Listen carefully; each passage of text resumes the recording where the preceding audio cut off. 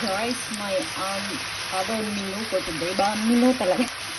My version of ampalaya. Na-miss ko din guys. My own version kasi marami siyang sahog.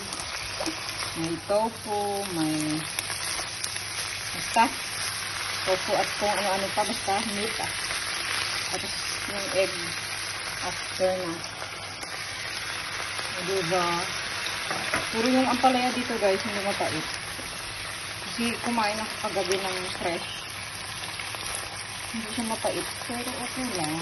Basta naman siya ang ampalaya. Ayan. Sabi nila wag daw halu-haluin pag mapait daw. Eh, hindi nga mapait dito guys eh. Tsaka gusto ko kasi sa ampalaya maraming sahog. May chicken meat din siya na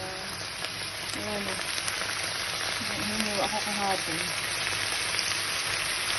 Tapos tofu. Guys, tapos may luto na egg na ilagay ko.